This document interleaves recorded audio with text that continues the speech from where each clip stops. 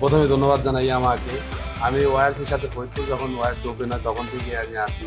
তো ভাঙাতে কখন ওয়ারসি আসবে আমি এটা হয়তো আশাও করি নাই।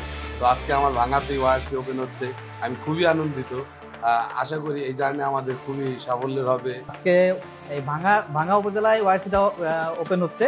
তো সকলের কাছে আশা থাকবে যে সকলে আমাদেরকে সাপোর্ট করবেন, আমাদের ওয়াইসিটার জন্য আস্তে আস্তে আরো বড় করতে পারি। এসি আমার